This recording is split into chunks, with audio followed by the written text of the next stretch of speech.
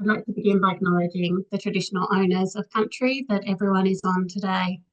The Franklin electorate extends down both sides of the river, Timtamiliminanya, and I'm on the sunny eastern shore of Nipaluna, Hobart, which is Moomarimana country, or land of the Oyster Bay tribe. This always was and always will be Aboriginal land. The Moomarimana people sadly didn't survive the devastating impacts of colonisation.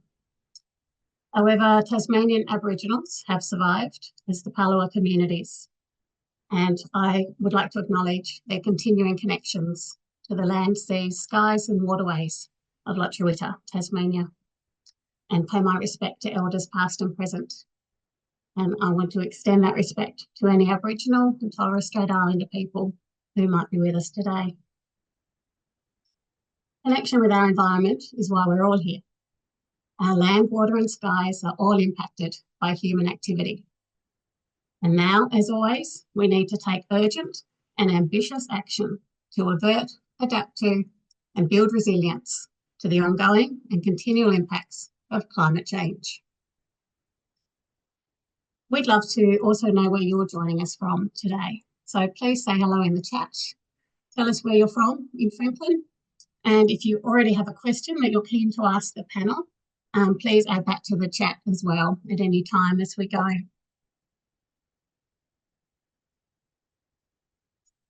So as I said, I live in Franklin and I have done for most of my life.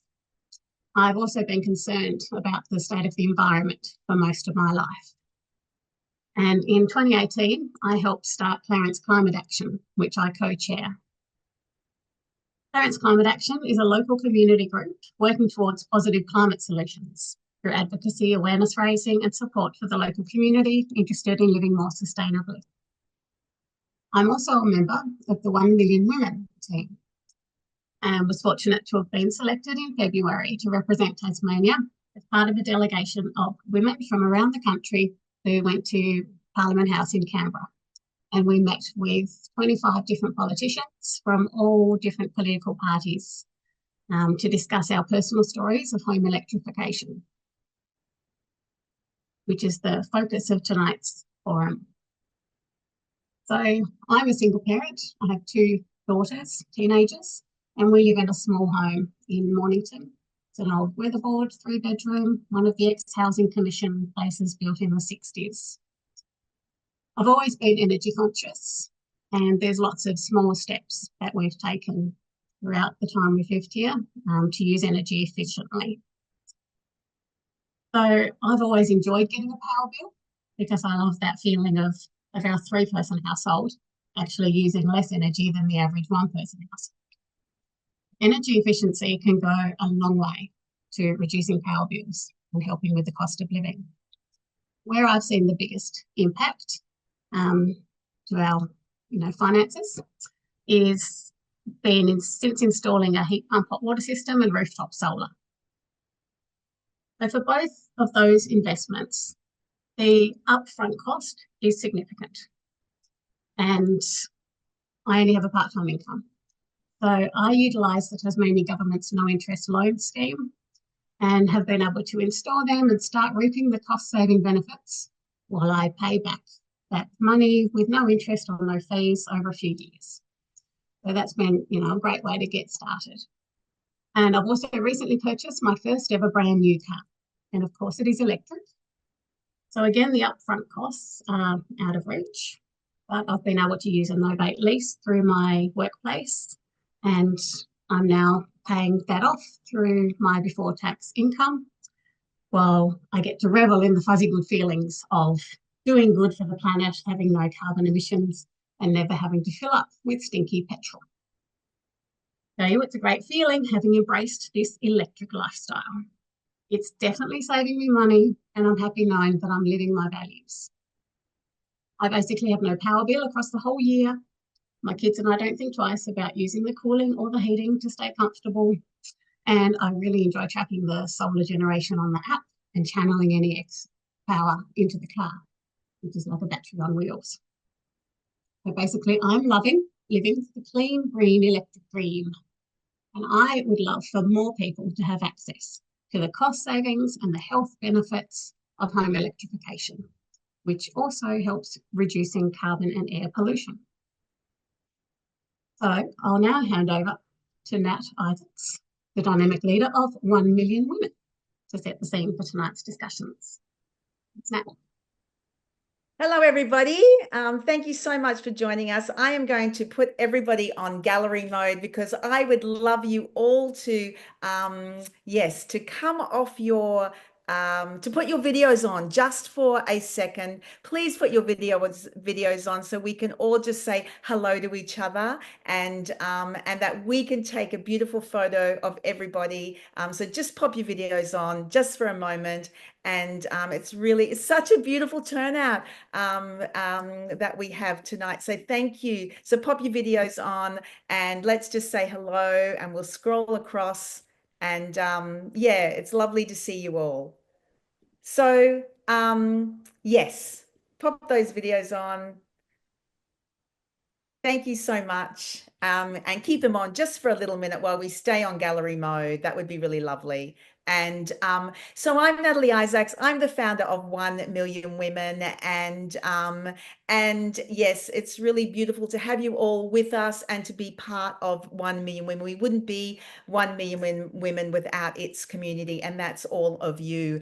And thank you so much, Ruth, for being part of 1 Million Women and for all of this tonight. You know, household electrification is a really big piece of work for us. We are dedicated to it. We have been for the last year. We think it is one of the biggest, climate solutions for this country. And we, as Ruth said, we took a delegation to Canberra back in February, 23 of us from across the country, from regional, rural and city. And we, in 3 days, talked to 26 politicians across the political spectrum about household electrification, because we believe it's a win-win. It is a win for our cost of living and for the climate. And we also believe that every single politician can get behind this. We think that we should have multi-partisan support. We know that our community want this. We did a survey late last year, and 4,500 women took the survey. Over 90% of them have done something towards household electrification and energy efficiency, and over 65% of respondents to our survey said that they would do more if they had government support, that the upfront costs were preventing them from going further. So we know that this is really important.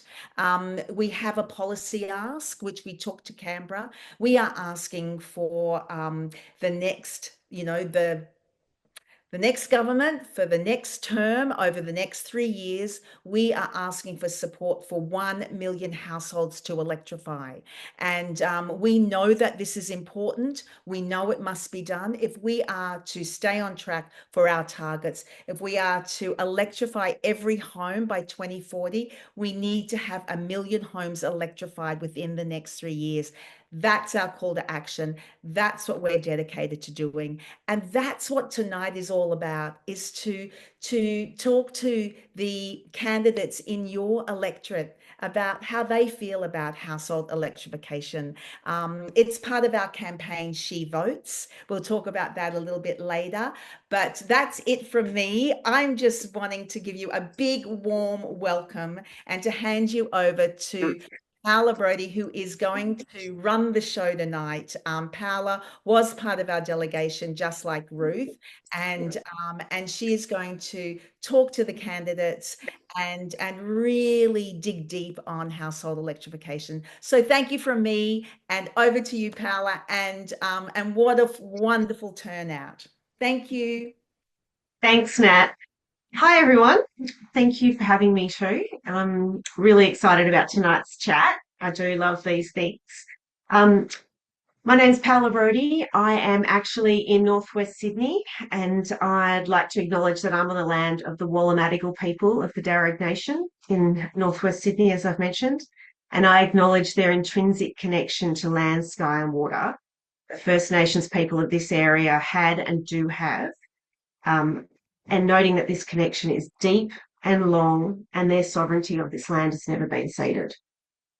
I spend a lot of time in my community advocating for climate change, and advocacy activities means interacting with our representatives at different levels of government. These forums in the crazy election campaign days are really important opportunities to hear what our candidates and potential future representatives have to say, and on what they propose to do when they're successful, if they're successful, and for us to ask all the questions, the concerns that we have.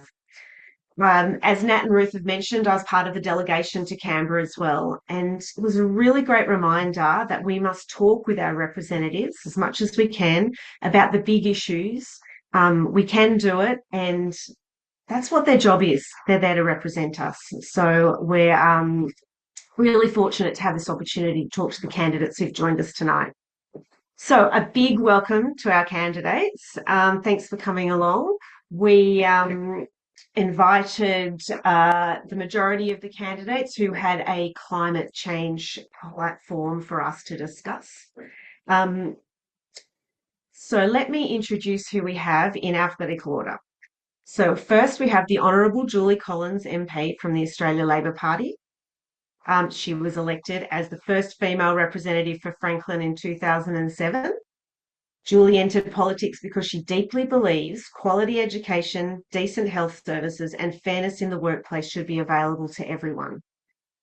Julie has held numerous portfolios in both government and opposition and is currently the Minister for Agriculture, Fisheries and Forestry and Minister for Small Business. And Julie lives on Hobart's Eastern Shore with her husband Ian and their 3 children. Welcome, Julie. Thank you for coming tonight. We also have with us Peter George, who's the Community Independent for Franklin. Peter is a former foreign correspondent and Four Corners reporter who started his ABC career in Hobart and later reported politics in Canberra. Peter settled in the Huon Valley 14 years ago and dedicated his time to working with the local community on civic projects and events, including fighting against destructive salmon farming practices. Together with community, Peter aims to challenge the status quo, hold government accountable, and build a better Tasmania. Now, we also have joining us tonight Janet Shelley, who is the Greens candidate for Clark. Now, Janet has stepped in at the last minute to represent the Greens, as Owen Fitzgerald, the Greens candidate for Franklin, was supposed to be with us tonight, but he is actually unfortunately sick. So Janet has stepped in to help out, which is really fantastic. We appreciate the last minute step up because campaign time is very busy. So tonight's event is an opportunity, like I said, for everybody attendees to ask questions of the candidates. It's not intended to be a debate, so candidates are asked not to rebut verbally. This will help us to get through as many questions as we can and stay on track. So to the audience, if you have a question, stick it in the chat already. That would be fantastic. If it's dedicated to one particular candidate, please state their name as well. We'll allow that candidate to answer first, and then if any of the other candidates would like to also answer, please, I'll throw to them as well. We're going to try and get through as many questions as possible. So we're going to stick to a 1 minute response time for each question. We'll see how we go and how many questions we get through. After the Q&A section, Ruth is going to give us an overview of how our preferential voting system works, because this is really important, and I know there's a lot of discussion around it this election. I'm seeing way more around it. So Ruth's going to give us a quick explainer for anybody so we can have some questions on that. So before we get to the questions in the chat, I've got just a couple of questions to start with to set the scene. I'm going to start with Peter, but the same question applies to everybody. We'd love to hear from you all about a short introduction from yourself. about yourself and tell us what made you decide to run in the election, and perhaps share something that surprised you about this campaign, and or what surprises you about running in an election campaign, because that's a really interesting and unusual experience that not many of us actually get to do. So, Peter, I'll throw to you first. Thank you. And good on you, Minister Julie Collins, for joining the candidates. Thanks for taking the time, and Janet as well. I'm standing with all respect to the minister and her party, because my community no longer feels that either of the major parties genuinely represent the needs of our community on the ground. I did look long and hard to with the community to find a younger and female candidate, because of the gender balance in Parliament. In Tassie, it is very hard for people to put up their hands and stand against the entrenched parties. So that's why I'm standing. I feel that a community independent can far better represent the community and the electors of that community. The thing that I found perhaps most surprising about it is the sheer emotion that one encounters from people who think that what you're doing is a wonderful thing and actually hold you in some esteem for it. And at the other end, those who are so radically opposed that you realize that when you're dealing with a community in an election campaign, you're dealing with a vast spread of opinion and a vast spread of really deeply held emotions. Yeah, and it is an interesting responsibility then to represent that broad spectrum when you are, and if you become the representative for Franklin. Sure. Yeah.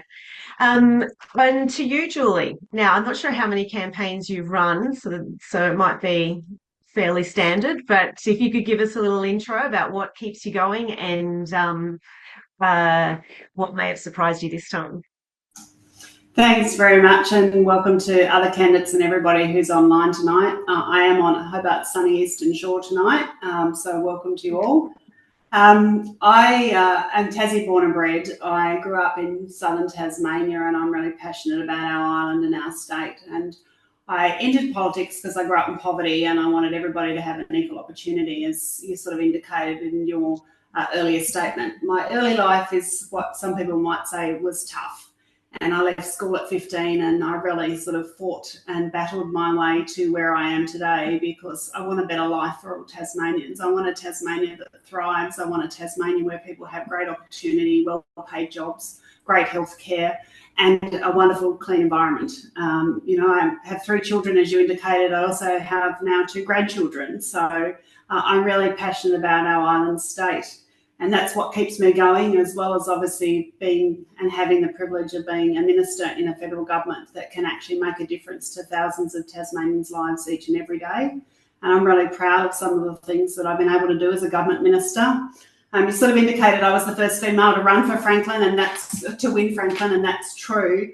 I was also Tassie's first cabinet minister in more than 20 years when I got appointed, which shows how long Tasmania hasn't had somebody at the table and how important it is to Tasmanians. I note, with all due respect to Peter, I am actually the only female standing in Franklin, which out of 6 candidates is a bit disappointing.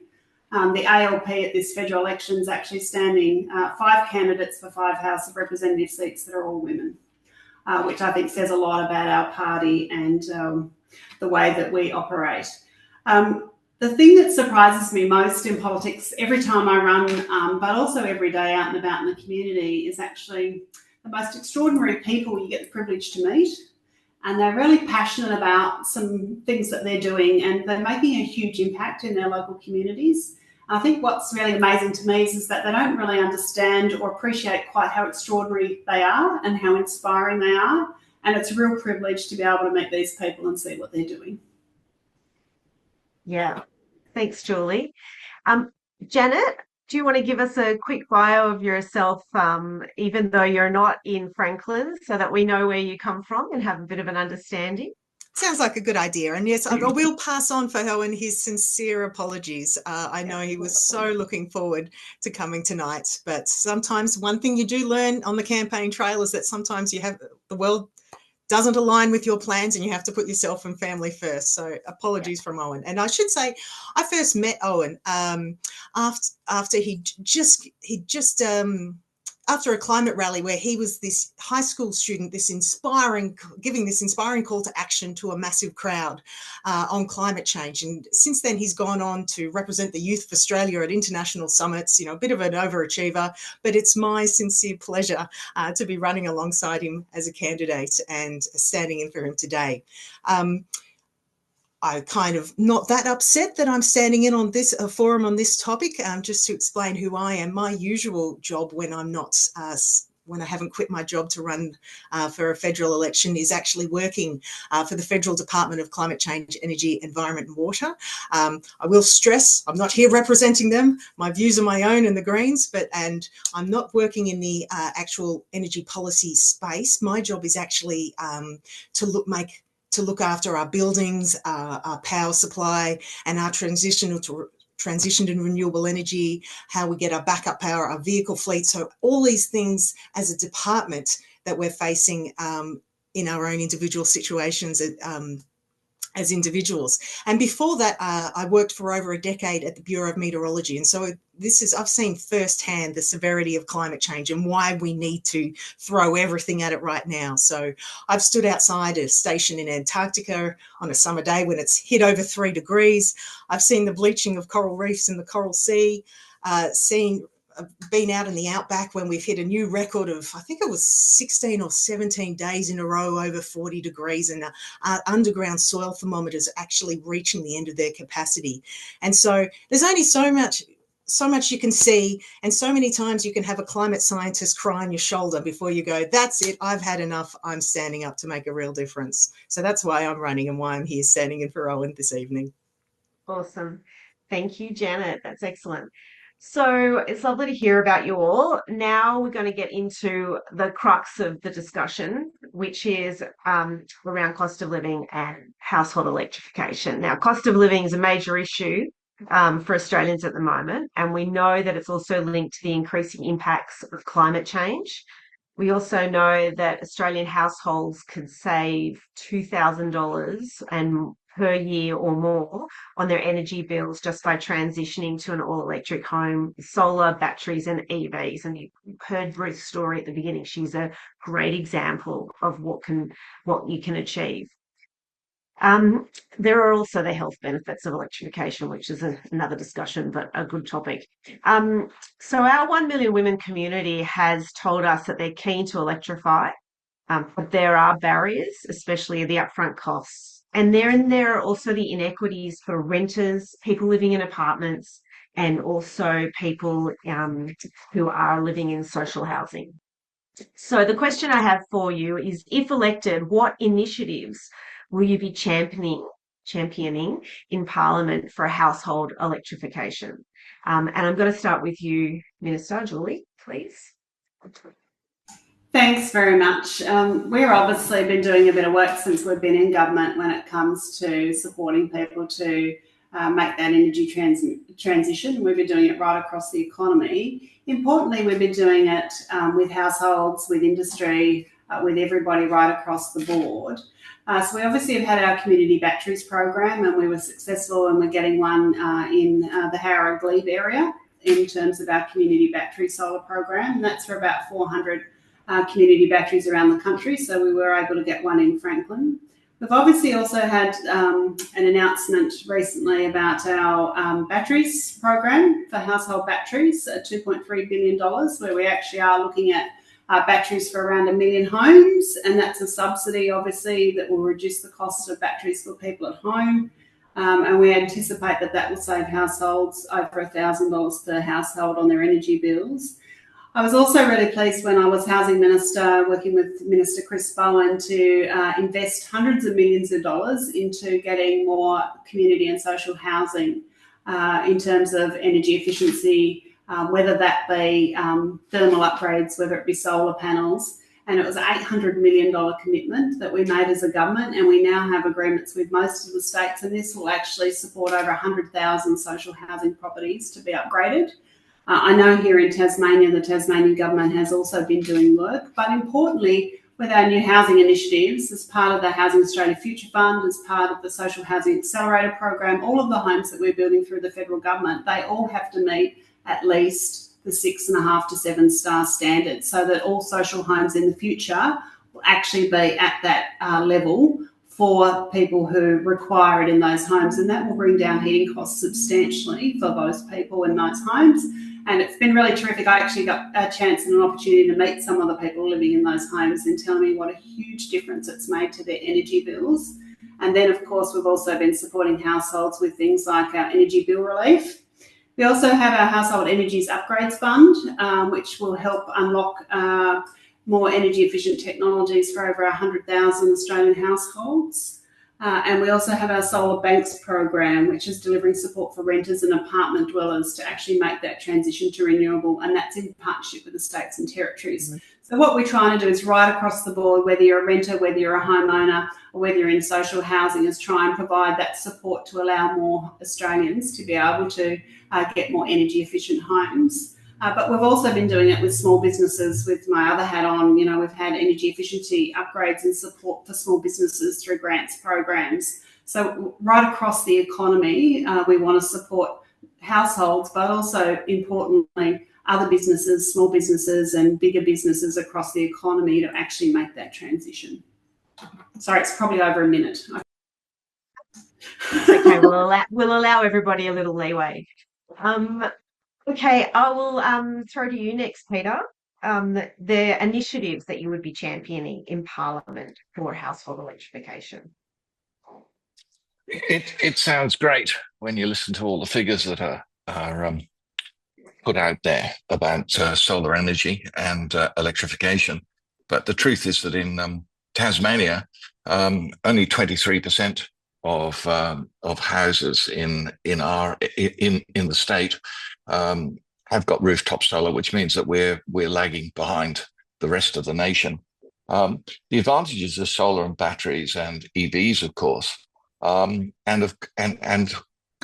along with that, proper insulation like double glazing and so on, tend to be available to the more well-off, generally speaking. People like myself, we can afford to do those things, and that, of course, is what saves us money in the long term.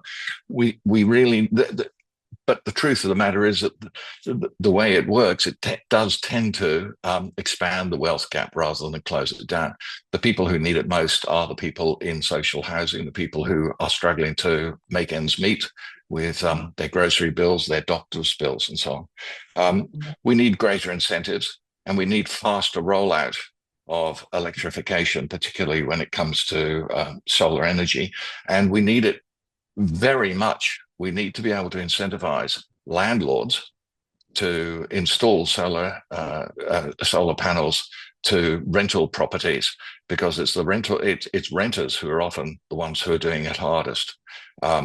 So generally speaking, social housing, yes, renting, but retrofitting houses will end up saving everyone a great deal of money. We've done the staff have done an amazing job of looking at the figures, looking at the statistics and what could be saved if we were to upgrade energy efficiency, which is basically electrification.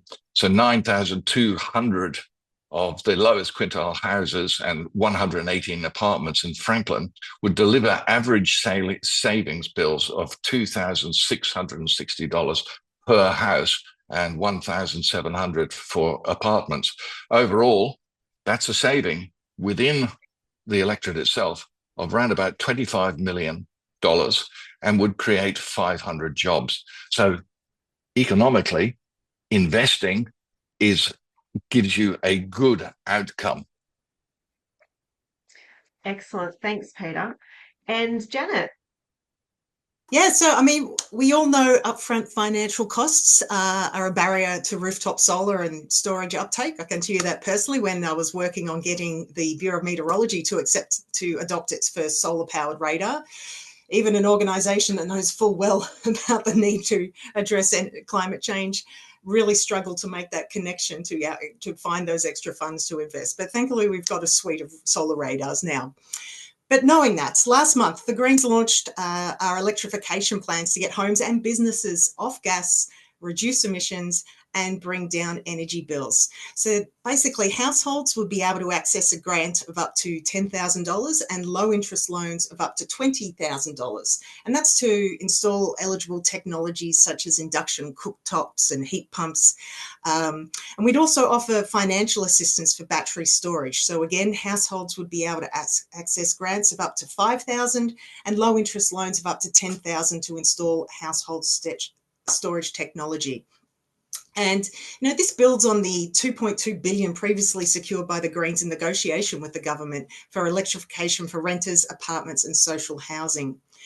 So like Peter said, we need to make sure renters can actually get solar. So we'd ensure that renters can request a panel system of up to 8 kilowatts to be installed at their properties. We'd also support the shift to electronic vehicles with scaled rebates. We'd also want to, associated with that, tighten emissions standards. So with strong penalties for non-compliance to encourage the phase out of petrol and diesel light vehicle sales. I guess I just wanted to say, last term the Greens pushed Labor to do better, including $800 million for energy upgrades that Minister mentioned to public and social housing. So we've got a pretty simple message. We want to keep Dutton and his nuclear lunacy out. We want to make Labor do better. We want to make big corporations pay their fair share of tax so we can do these, what I can only describe as no-brainer activities to address the cost of living and make meaningful climate action. And I can guarantee you that's what Owen will do if you put him in the Franklin seat. Thanks, Janet. I have so many questions with all the information you guys have just shared, but I am now going to throw over to the chat rather than ask all my questions. And hopefully I get lots of answers too. I'm going to throw to Natalie and to Addie to ask a few questions from the chat. We have quite a lot of looks at it. Oh, thank you so much. There's so many questions in the chat, and I did want to just say we want to try and stick to questions that are about household electrification. So we'll get through all of those ones first. If there's still time for any other questions that aren't quite about this, we'll ask them at the very end. And if we don't get time to have those questions answered, we will send those questions to everybody to give them an opportunity to answer them, and we'll get back to you. And I'd just like to say that there are now 50 people on this call tonight, and that is just such an awesome turnout. Like, well done, Franklin. I've got my first question, which is from M. Harwood, and it's a question to all. Battery subsidies help homeowners, and I think you've all touched on this, but what would each candidate propose to improve energy efficiency in rental housing? Yeah. Who'd like to go first? Oh, did you say me first? Oh, right. What would I propose? Well, this, to me, this is one really crucial area for Franklin. Renters are the ones who are usually doing it doing it tough. It's hard to find a rental premises in any case, which means that renters don't have the power very often to be able to insist on their rights against landlords. Now, good landlords, of course, there are plenty of good landlords, but there are also plenty of landlords who are not taking care of their properties, who are not prepared to assist in changes to electrification from gas, who leave their properties not sufficiently well maintained so that they're particularly in Tasmanian winters, but also in summers. They're not sort of properly insulated. And more importantly, renters don't have the ability to demand or to seek or to afford solar panels on properties which they may well not be living in the next year or two. So what we need to do is we need to incentivize owners and give renters the ability to be able to negotiate with their landlords to establish solar panels on their roofs, in their gardens, and get the benefits of the investment so that they can save their utility outgoings. So that's what I'd aim for. Awesome. Thanks, Peter. Does Julie or Janet want to respond? I'm happy to, if that's okay. Certainly in terms of, as I said, people that are renting in community housing, we obviously have the program and the investment of the $800 million into solar and other energy efficiency upgrades for tenants of community and social housing. We do also have the Solar Banks program, which is more for low-income apartments and large buildings, which is taken up much more on the mainland than here in Tasmania because there's agreement with other states and territories, and our state government, I don't think, has signed on to that. But the other thing that I think is really important here, I personally am loath to subsidise landlords. I think that, with the rent that people are paying, probably the better way to go about things is actually to have some, as we got through the national cabinet agreements with states and territories, that they actually improve rental standards for people, that people have basic rental standards across the country. And I think that that's probably a much better way to go than to actually subsidise landlords and to encourage more energy efficiency housing for renters. Obviously, I do think that our community batteries program and the other battery subsidies that we're doing will encourage some landlords anyway to put in these types of technologies into their properties.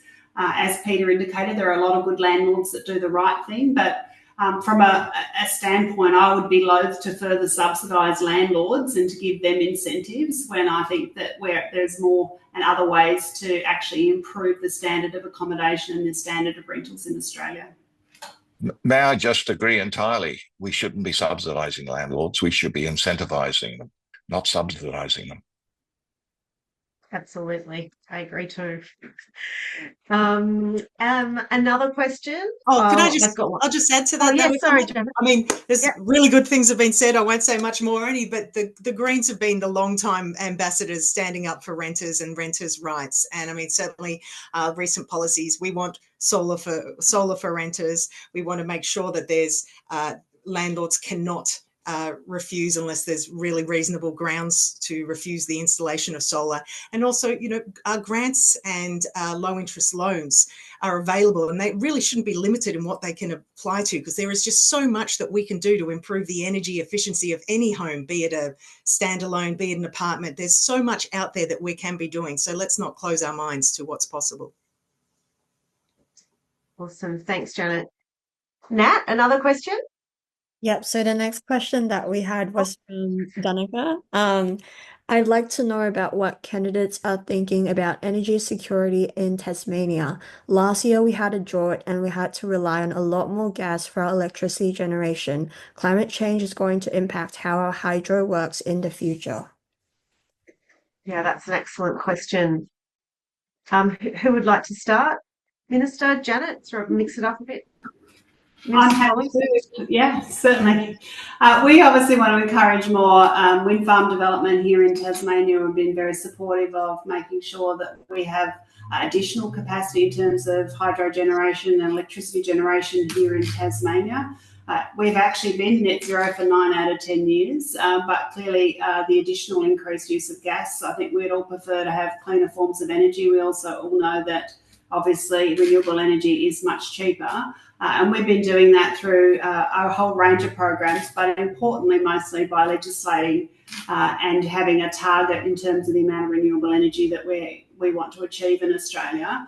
Also, with the rewiring the nation, there's obviously huge opportunities to make sure that any capacity and extra capacity that Tasmania does have, that we can actually be the battery for the nation in terms of our pumped storage hydro, but also in terms of more wind power here in Tasmania. So we actually have a lot of opportunity in Tasmania to grow our generation capacity and to actually be the battery of the nation.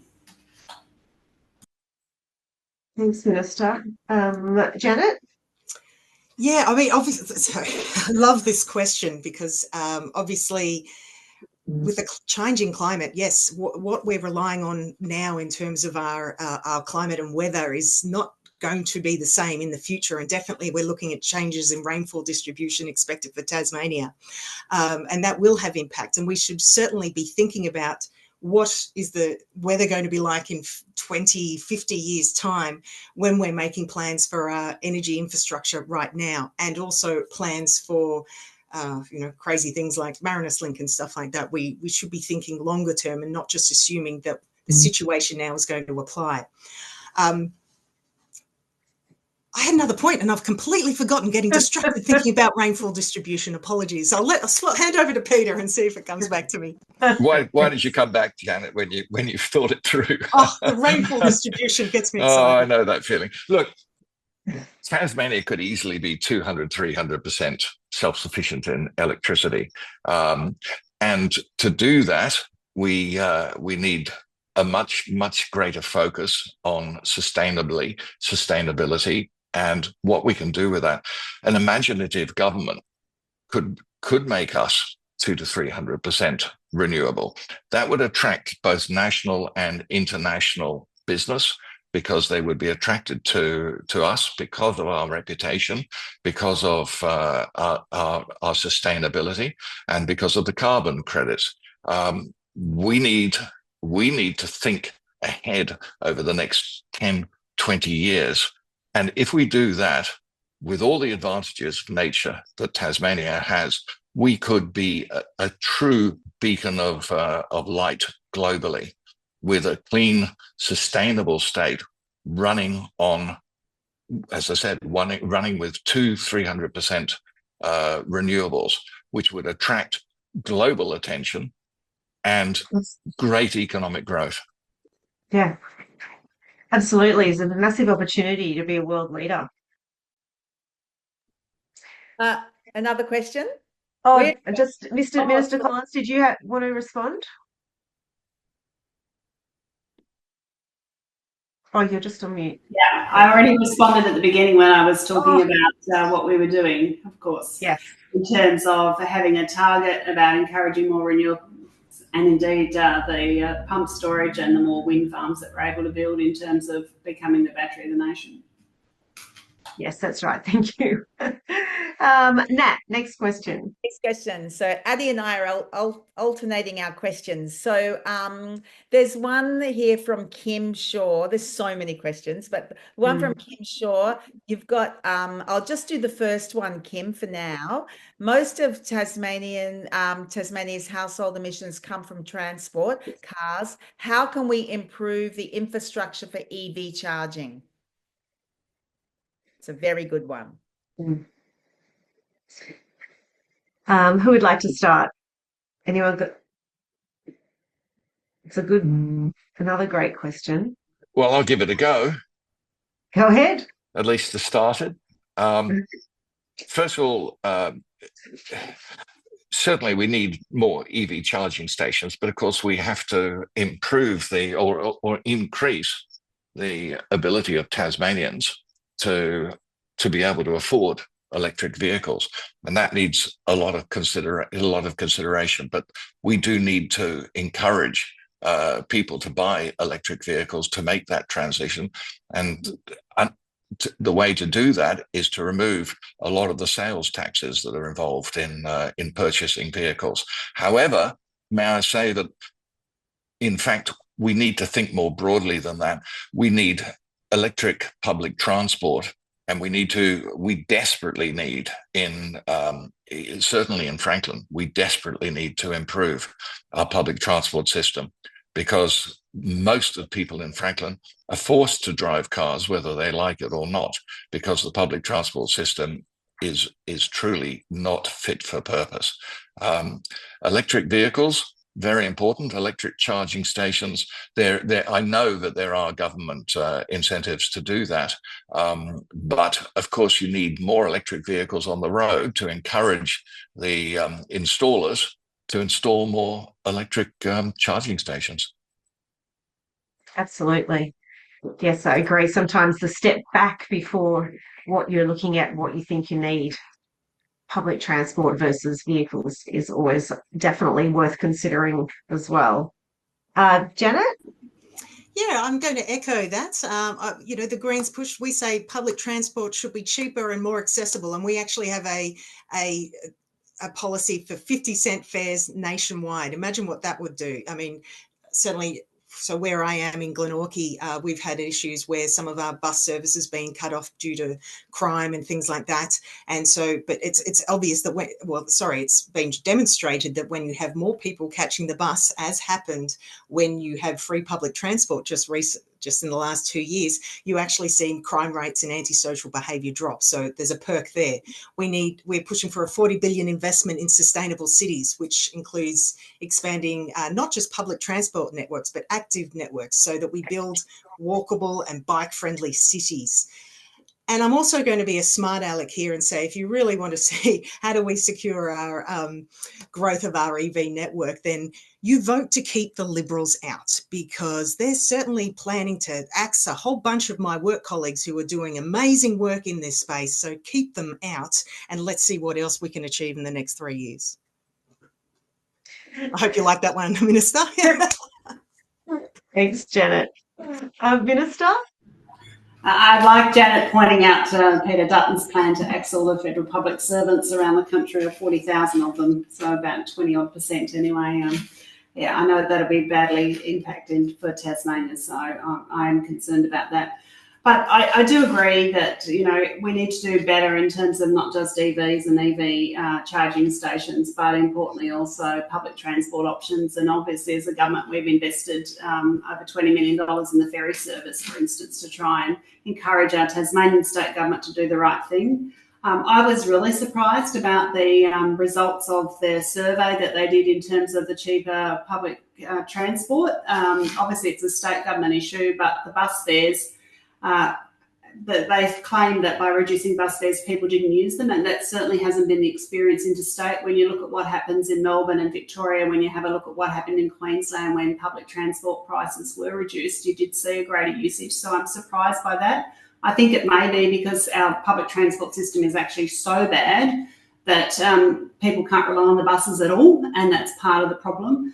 The other important thing is to also support infrastructure, not just in terms of charging stations and the incentives that are there for that, but importantly, things like transit lanes and better actual transport. So for those people that have no option but to use a car, to be able to encourage carpooling and encourage more people to get on the buses by having more transit lanes and things like that. So I think our state government could be more innovative, and certainly we've just announced some more funding to support the 5th lane on the southern outlet from Mount Nelson turnoff all the way down to Kingston, because of course the state government had already done the other bit, and you know it was quite controversial, and this is actually, you know, essentially cleaning up after the state government to make sure that this lane is useful and can be a transit lane all the way from Kingston to town for people, and encourage that carpooling. So I think we have to be multifaceted about it. We have to encourage more EVs, more charging stations, better public transport, but also encouraging people to carpool a lot more and to have better utilisation of existing resources. Thank you. Now, Addie, another question from the chat, please. Yes, the next question is from Cherie, and it's, I would like to ask candidates if they support public funding for the electrification of all public housing, starting with rooftop solar and home/community batteries. I'll jump in and say yes. I'll jump in and say yes. I'll jump in and say I think we answered that earlier, where we said we're going to do more social housing and we're doing more community batteries and we're funding them. I'm not sure about making sure that all of them, but certainly we've started the process and we're already underway. What we'd like to do is to be elected to be able to continue it. As Janet would say, we don't need Peter Dutton. Thank you. Natalie? There's a question here from Vanessa, and that is just to you, Minister, and it's how comfortable is Minister Collins with the fact that under the Albanese government, Australia continues to be the world's third largest exporter of fossil fuels? Doesn't this undermine any aspirations for electrification? Well, I think it's about understanding the reality of where we started. I mean, to be really blunt about it, we should have started on this transition much, much earlier. And I was part of a government, obviously, early on that wanted to do that. And we couldn't get agreement in the federal parliament, let's be really blunt, back in 2009. And we've had, you know, a whole range of climate deniers in government for quite some time in terms of the last almost decade of the former government. So it's taking us a lot longer, and it's, you know, much harder because we're much further down the track. There's also, I guess, the reality of accepting, because of that, about where we're at in terms of the fact that coal is actually still a large part of the national energy market, and about how fast we can transition. Particularly, you know, New South Wales, Victoria and Queensland. As I said earlier, here in Tassie, of course, we've been net zero for 9 out of 10 of the last years. We can't turn it off all immediately, and obviously, you know, we have contracts overseas and things like that. But the important point here is that we are actually on track to deliver in terms of our commitment in terms of renewables for the Australian grid. If we want to reach net zero by 2050 and we're adding those renewables to the grid and we're doing it very quickly and we're supporting obviously other industries like green hydrogen and other things, I mean, you can't turn it all off short term, and I think we all accept that. And I think we all accept that the transition will take time, and we're starting it much later than we had wanted to. I mean, we wanted to start it back in 2009, and here I will say to Janet, you know, the Greens with the CPRS have to accept some of that I guess, responsibility like we do, that we didn't get there at that point in time. And because of 10 years of a Conservative government, we're starting behind the 8 ball.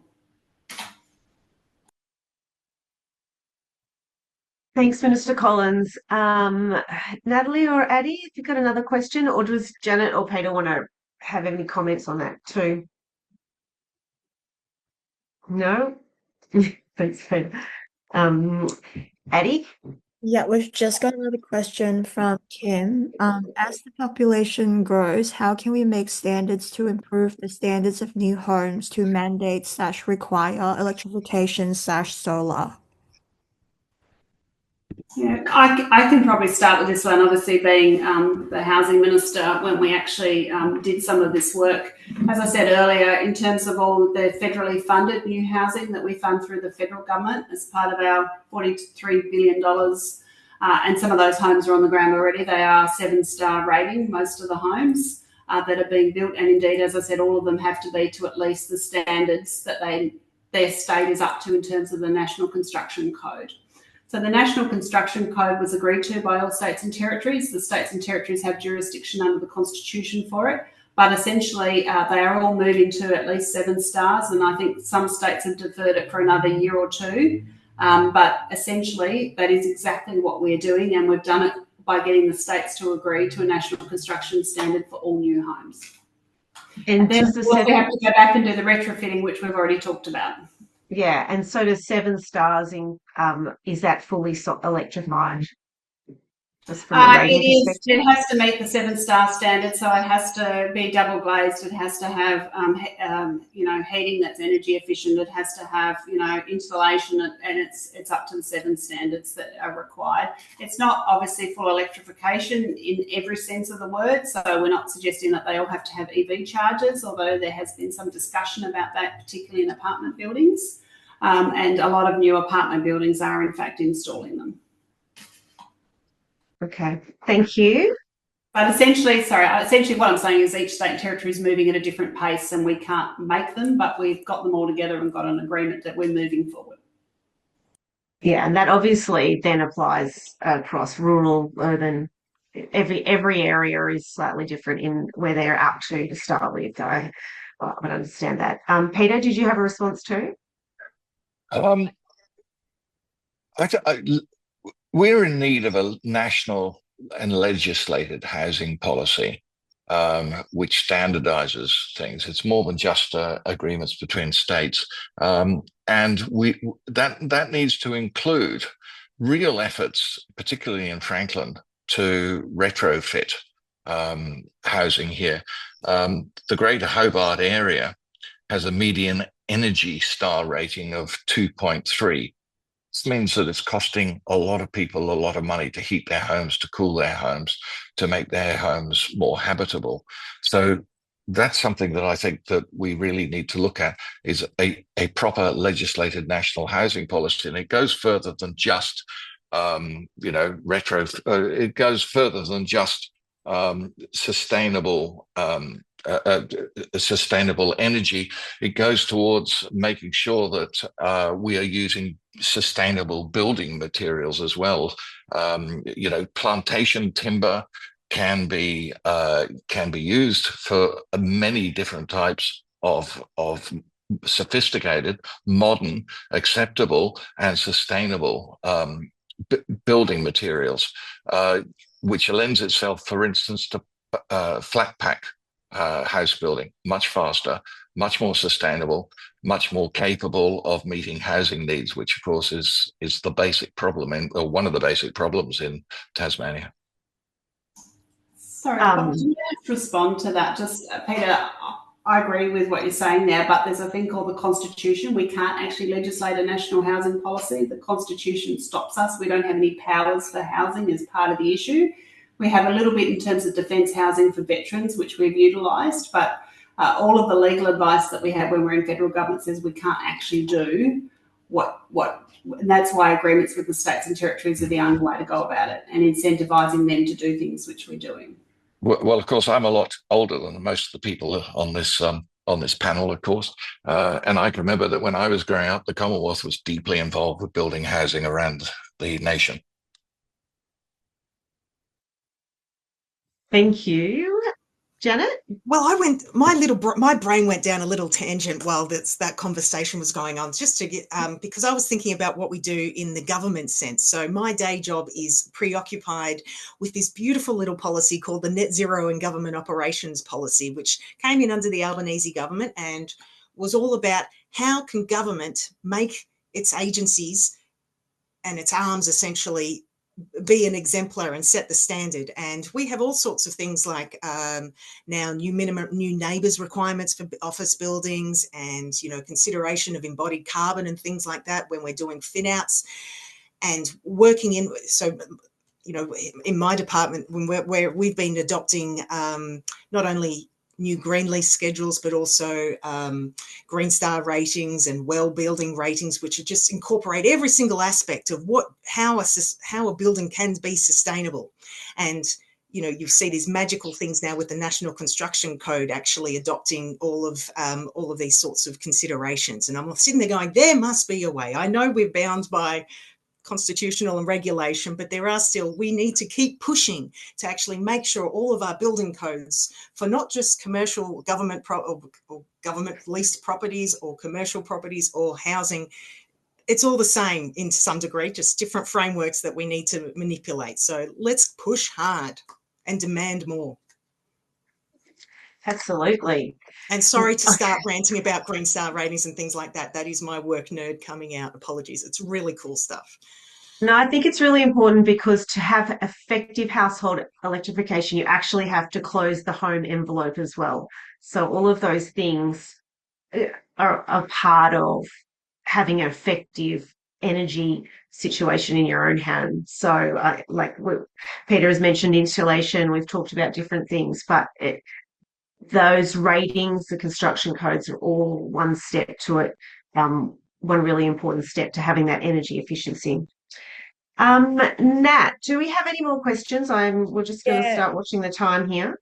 Okay, so I think we have time for one more question, and then I'll just quickly ask this question, and then that last response from you, Minister, for the previous question. So I'll ask this question first.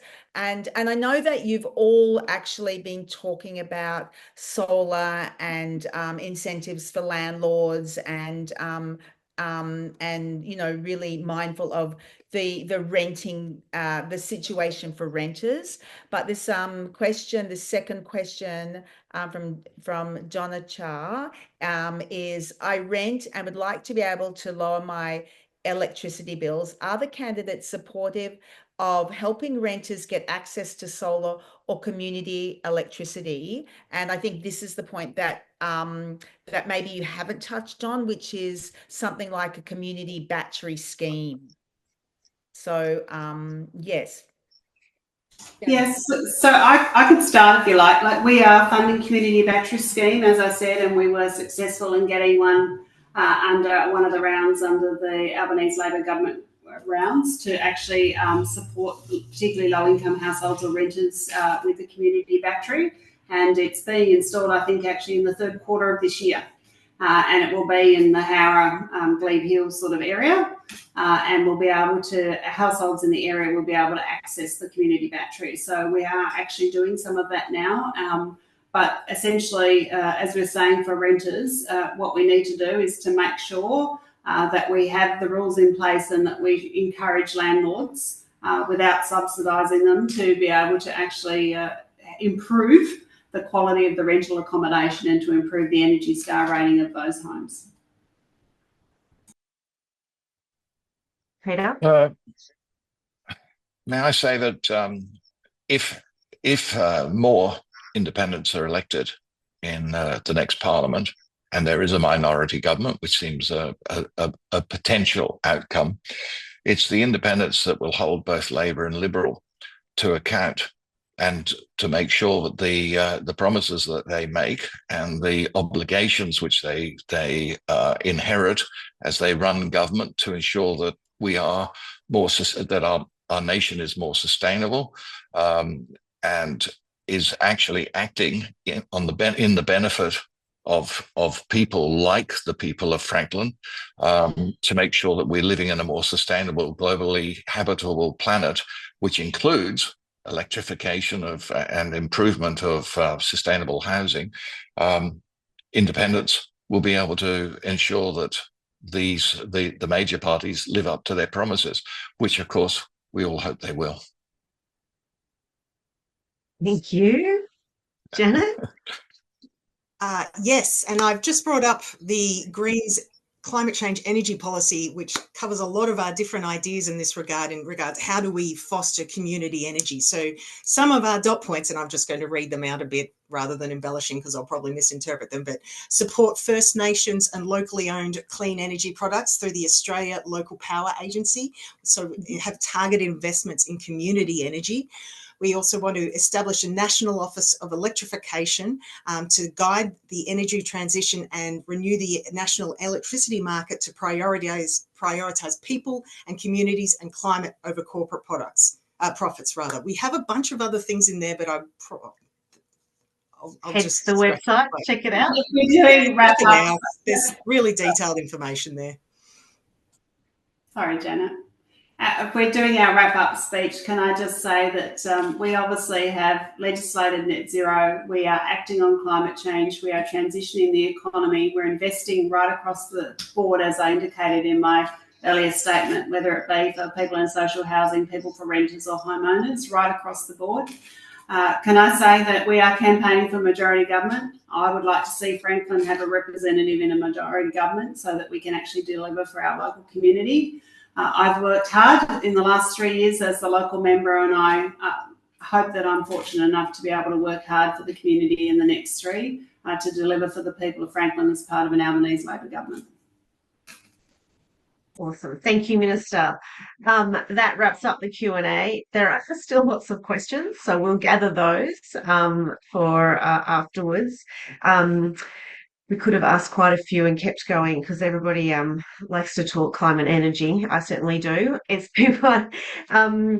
So before we wrap up our everything tonight, I'm going to hand over to Ruth, who's going to give us a little overview of preferential voting. But a massive thank you to candidates for coming tonight. Like, it's a big call in a campaign to give up your time. And Janet, last minute, was very, very appreciated. It's great to have a broad spectrum of discussion when people are around. So I'm going to hand out over to Ruth.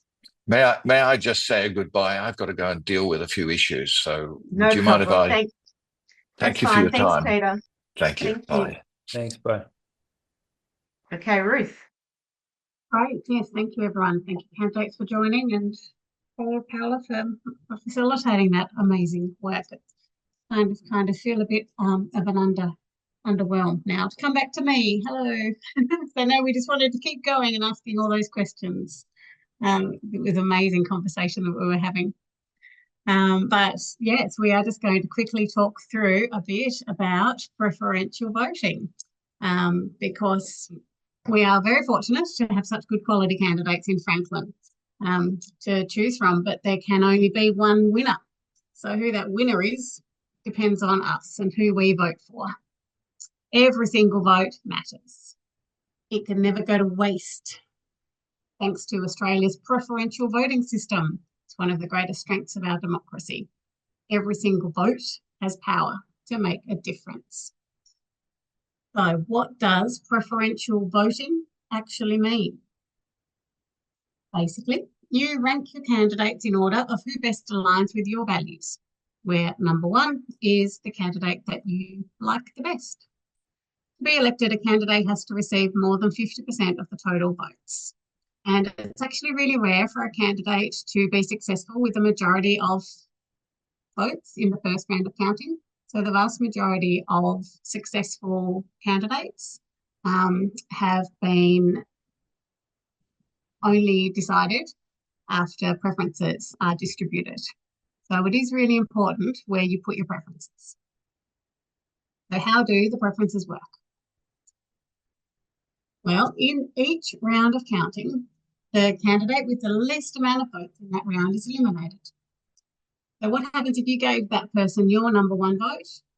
Well, your vote is not eliminated along with that candidate.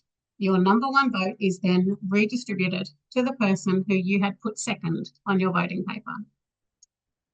So what happens then if your number two choice is also eliminated? Again, your vote is not lost, but instead it transfers to the person that you put third on your voting form. This process continues for each round of counting until one of the remaining candidates receives that 50% mark. So over 50% of all votes, which means they are declared the winner. So if the candidate you put first doesn't get in, your vote will automatically flow on to your second preference, and so on until someone wins 50% of the vote. It's actually pretty easy, hey? But what about those pesky how to vote cards that people try to hand you when you're at the polling station? Well, these are suggestions only, and you don't actually have to follow them. Shocking, I know. But a candidate's how to vote card is really just listing how that candidate wants you to allocate your preferences, after listing them first, of course. But remember, you've got the power to choose where your vote goes, down every single step of the preferences. So even if you vote number one for that person that smiled nicely or thrust a how to vote form at you as you were walking in, you don't need to follow their suggestions for where to put your preferences. So rather than rely on someone else's values or thinking, I would recommend that you think about your own values. What issues matter to you? Do your own research, do your own thinking, work out your own preferences before you head into that polling booth, because otherwise it can get pretty overwhelming. Now, a couple of rhetorical questions here. Can you use your preference to vote strategically on climate? Well, yes, you can. Put the candidate with the strongest climate policies first, the candidate with the worst climate policies last, and then fill the numbers in between. I quite enjoy putting my least preferred candidate first, So the first thing I do when I get in is like my least preferred person last because it's so satisfying. And then work my way up from there. That at least ensures my vote can never accidentally flow to them at any point in the preferential process.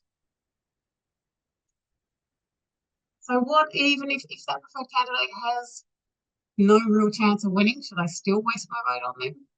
Well, as we said, it's not actually a wasted vote. So yes, even if your preferred candidate has not little to no chance of winning, it is still important to give them your number one vote, because it sends a strong message to whoever does win in that electorate that the people in that electorate care. They care about climate change and other values which are represented by that candidate. Remember, the candidates are meant to be representing the community, and communities' values do change. So it's okay to check in on this, make sure the candidate is still representing your values. Also, each unsuccessful candidate receives money for every number one vote they get. So putting them first with your number one vote might help them run a stronger campaign next time. So we encourage everyone, please use your preferences strategically, vote on issues that matter to you, and we hope that asking your climate-related questions to the candidates tonight has helped make that choice a little bit clearer.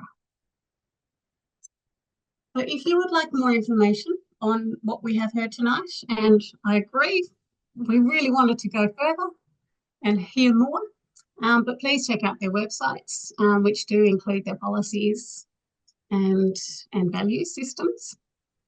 But I encourage you, first and foremost, to get involved. Active democracy is so important, especially in the times that we live in. So your voice is powerful. You can make a difference. I want to thank everyone so much for coming along tonight. I want to thank Paula for helping facilitate that amazing question and answer. I'm going to hand back over to Nat quickly to wrap us up. Thank you so much, Ruth. What an amazing turnout. Thank you so much, Paula, for for asking all the questions, and to the candidates. It's really beautiful to have you all on. Okay, one last request to turn on your videos to say goodbye, and we'll take a final photo. So yeah, we'd love you to turn on your videos while we take a photo and say goodbye. We have our campaign She Votes. We would love everyone to be involved. We'll send out a big thank you email over the next day or two. We'll put the links in there. There are 3 things that you can do. You can just share She Votes on your social media. You can still host your own little gathering, and you can talk to the candidates. But most importantly, and I think Addie's going to put in the chat how you can, our She Votes link so that you can join up. But I think the most important thing that you can all do tonight is to, and over the next couple of weeks, is to have conversations with others. We would love you to talk about this with at least 5 other people in your community, about what you've learned tonight, about what you heard from the candidates, about preferential voting, about our message, which is clean, affordable energy now. Thank you so much. And enjoy your night. And I think that's it. That's it. Yep. Thank you for having us. It's been so respectful and wonderful. Thank you. Thank you. Thanks everyone for coming.